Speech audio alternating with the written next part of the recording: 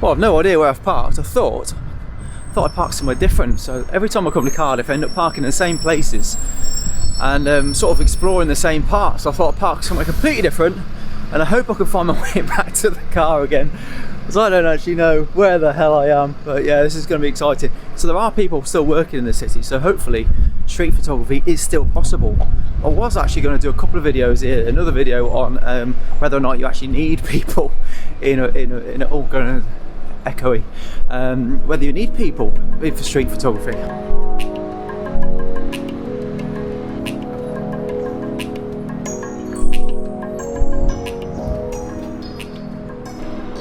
It's surreal seeing Cardiff empty. It's absolutely surreal. I obviously seen London in during lockdown and all that, but not to see Cardiff. And this pub is always heaving.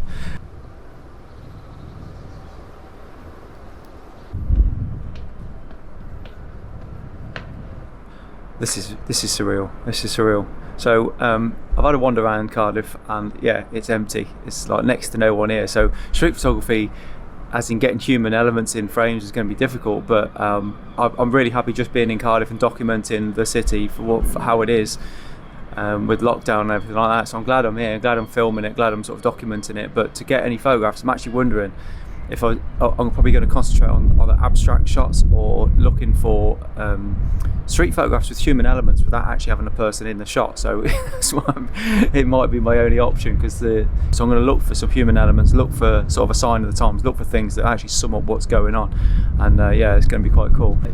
She comes in there using the curve of the rails.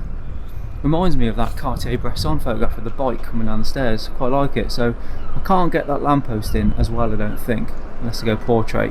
But I'm going to try and utilise this black curve going around there and just have somebody in that frame at the bottom, and use that bottom line. Then that bottom line will point you to the subject.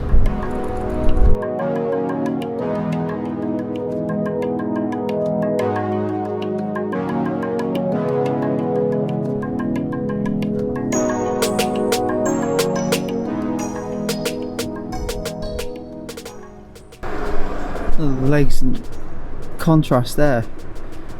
Wrong lens, obviously. Even with 35mm, you got no chance. But just as somebody comes in, you got this dark element here, and then you got like a frame here with the red, which I'm not sure if you'd use the whole thing, or just use the corner of the red there, and just obviously have loads of negative space for this white wall. But up here with the 50 f2,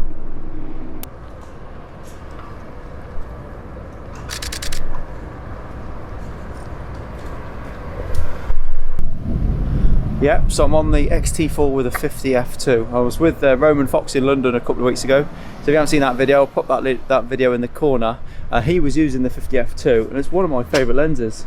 Even though you wouldn't think it, because it's dirty, I need to give it a wipe. I used to use this for weddings and events all the time, so I've never actually used it for street photography. So I'm feeling a bit like I don't like everything that's going on around me. So I think with just this lens, and just picking out a bit of detail with this. So I'm still on the same settings I was with the X100V, but with this lens you're not going to get the depth of field that you would have done. So I'm going to pick out a bit more detail, but this is quite cool in here, where this lady's walking down behind me. The only problem is there's like a bush in the background, and I've taken a few snaps picking out that detail. I'm probably only going to wait here about 5 minutes. Not that much of a fisher, but I'm going to wait here 5 minutes. But I don't like the clutter in the background, so it is what it is. But I'm going to try and minimise the background a little bit. I'll show you the image, but I don't think it's that. It's not. It's almost good, because you've got this really strong. I'll show you. You've got this really strong white line of the light going down, and then you've got the nice contrasty edge. So you've got this nice perspective, but you've got that green bush in the background, which I flipping hate.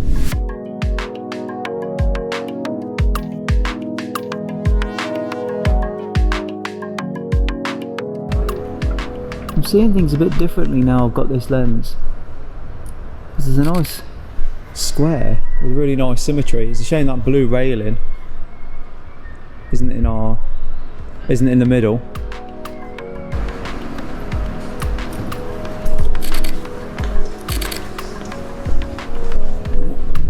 I'm really trying to have a portfolio of images that are really varied.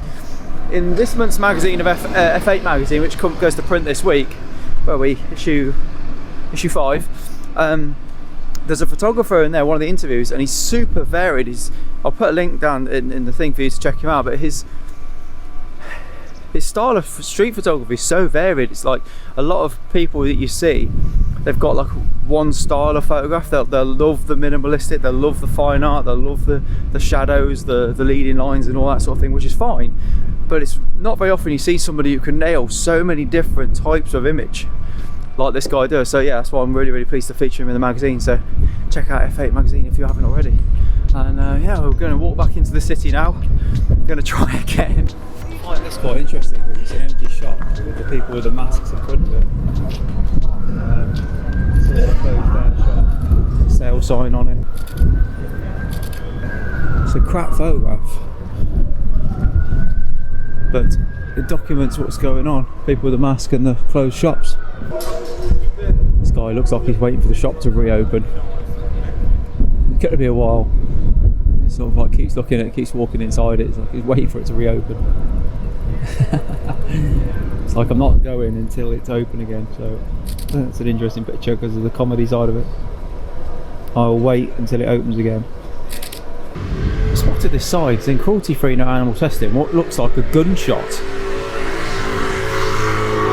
underneath it. That's absolutely bonkers.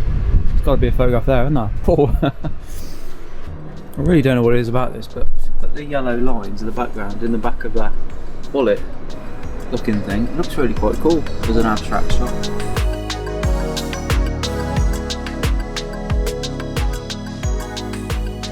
Is it me or that guy look a bit random sitting up on that fence? It's quite funny though. There's a sign above me saying honest. Don't think it has any relevance, but I'll put him, make sure he looks like he's in the middle of nowhere. It's quite cool from this angle. We've got that guy in the doorway as well. While he's sitting over there, it's quite random.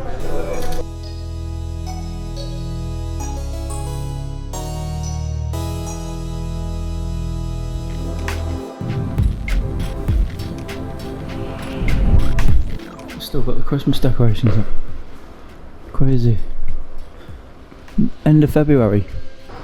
This is quite interesting. Got really obviously sad to see the shop like this all closed and everything like that, but look, nice light catching these chairs. There might be a nice geometric shot here with the chairs, but also shooting through that glass. I'm wondering if I can find a frame through the frame. So I'm just going to wander around here, see what I can find. There might be a nice abstract geometric shot here. Just see where their feet go underneath that sign, might be quite interesting.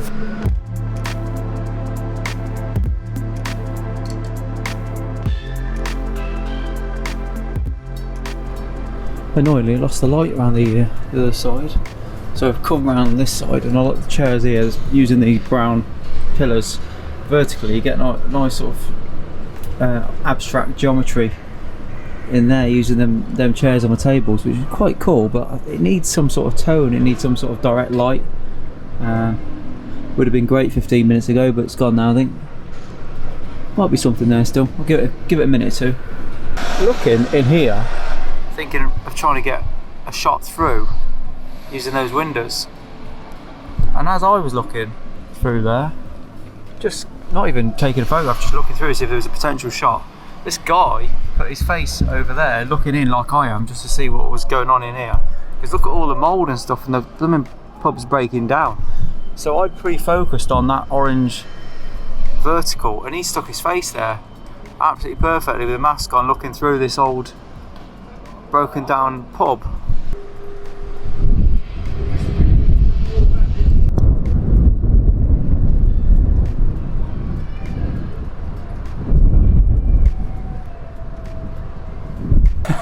Even more shots of interiors of shut down coffee shops and cafes, I'm afraid, guys, sorry. But this is gorgeous. Look at this red chair in there.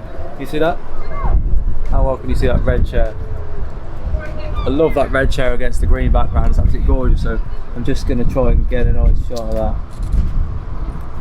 And it is really cool. I'm a sucker for red. Empty chairs and empty tables. Isn't there a song there?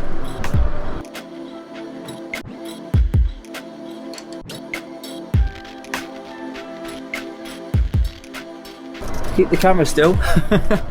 Yes, so I've left the city centre, guys. I've left the city centre because Cardiff is very upsetting, and I thought I'd give the bay a chance to redeem itself. I just really was upset being around Cardiff. So just the homelessness, just the closed businesses, and I just found it so upsetting. So I thought I'd have a wander around Penarth Bay. And I've just got off the phone to Gareth, who says it's all about storytelling. This is all about documenting what's going on in the pandemic. People aren't expecting pretty pictures.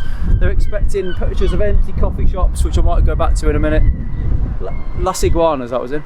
And just photographing what's real, what's going on. These aren't going to be pretty pictures. In fact, a lot of them are very upsetting. So, yeah, but it's real. It's just, this place is normally thriving with people. It's absolutely crackers. I might stay in this little bit in a minute and have a wander around. But yeah, let's have a wander around here, see if we can find something cool.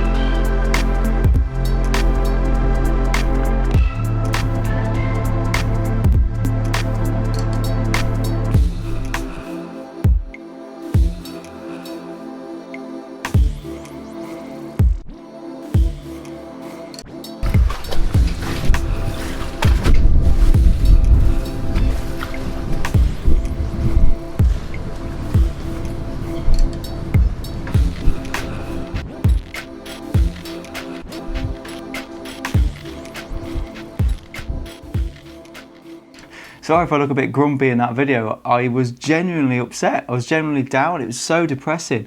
So sad seeing all the shops, and I'm sure it's the same near you. It's really, really sad. And actually, I was in London, if you've seen that video, I put a link up to that video a couple of weeks ago, and I found Cardiff far more upsetting than I did London, purely because whilst I was in London, it just looked like everything was closed. It didn't look like everything was closed permanently. Whereas in Cardiff, they're stripping the shops down. There was nothing in. So many shops were just empty. Literally not just closed during the pandemic, just gone.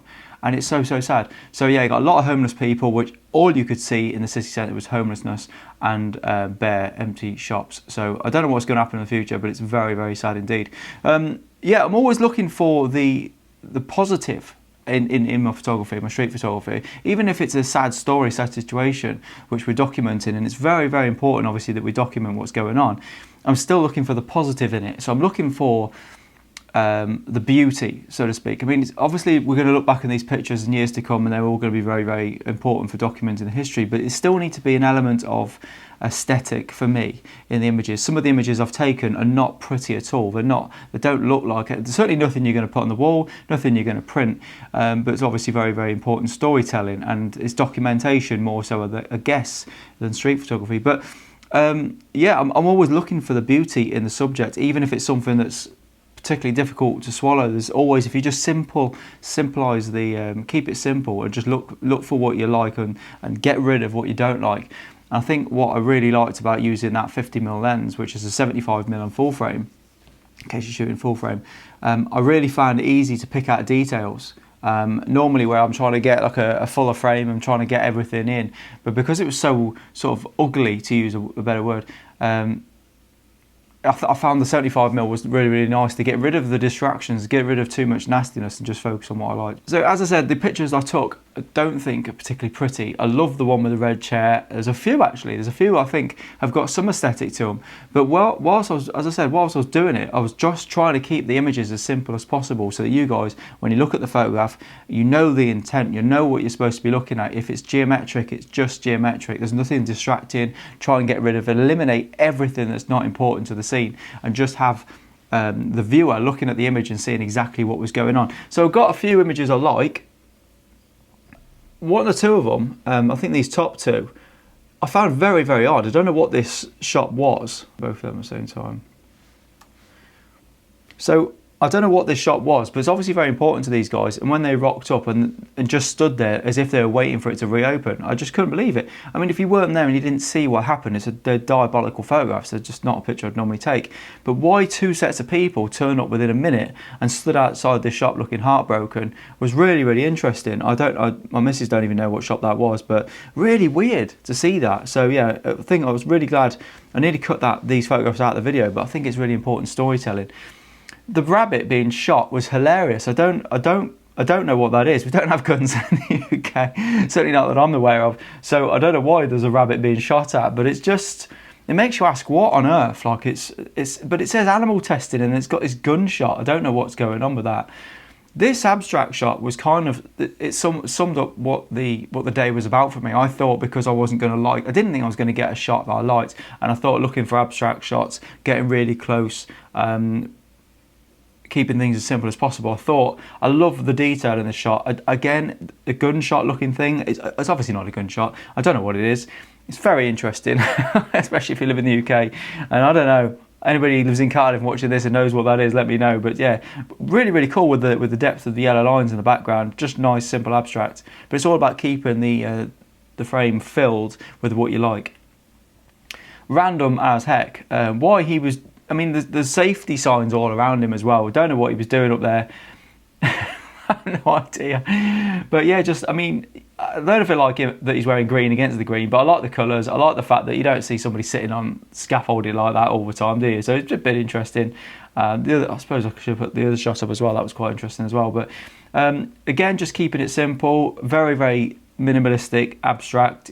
Initially you don't know what the photograph is, you have to look at it, really work out what it is, but obviously just seeing the beauty, and I was drawn to the light using the subframe of the window. And yeah, there's a few of these, isn't there? So let's have a look at them both. I think I prefer the one on the right because it's just got an empty shop and people walking past it. I think that tells the story a little bit better than just that shop could just be out of hours. The photograph on the left could just be a photograph of an out of hours shop.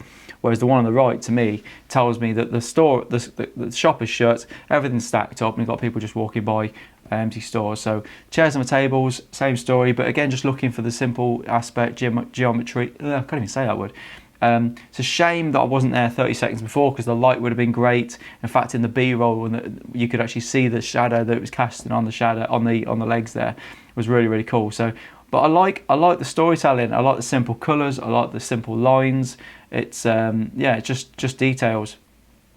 And this, I wish I had a wider shot for this one, I must admit, because the inside of the pub, I'd have had to lift the shadows like mad. But the inside of the pub was all broken down and horrendous. It's going to take millions to get that pub reopened again. It's atrocious in there. But it's just interesting to see the guy looking through the window like that. It's just storytelling. It's more documentary. It's telling what's going on. He's doing exactly what I was doing, looking inside these derelict and rundown places as a result of the pandemic. Let's have a look at these two because I love these shots. Probably my favourite shots. I'm always drawn to red. I'm a bit of a sucker for red. And again, just keeping the shots as simple as possible, balanced. Although it looks like I've got, I don't know if the green bench is not straight, or that wood cladding effect isn't straight. I don't know, something's not straight, and that's annoying me a little bit. But other than that, really like the shots. Just again, empty chairs and empty tables sort of thing, summing up the story. But yeah, very, very sad. I actually took loads of shots from that location, so I did have quite a few. This one, I hate this photograph as an aesthetic. I don't like it at all. But there's no one outside and no one inside. I just think it speaks so many volumes. If you know the area, Cardiff Bay, not Penarth Bay, I think I said Penarth Bay. Cardiff Bay, that's Roldale Pass. Normally heaving when visitors go there. There's always events on and stuff. And no one there, no one inside the Millennium Centre there, and no one on the outside. You're just never going to see it. So very, very sad sight. I wish it was a bit sharper in the background, but it tells the story perfectly. I think that photograph does. Very, very, very sad. And then that's the inside, I think, of the same building, just further up. I think, yeah, just the room further up. Yeah, it's just really, really sad. So yeah, I hope you enjoyed the video.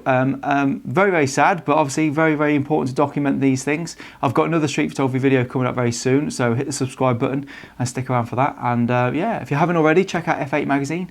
The latest issue's we're just expecting issue 5 back very, very soon. So I'm really excited about that, particularly good one this month. So yeah, do check out F8 magazine if you haven't already, and I'll see you again soon. Thanks for watching, guys. Take care.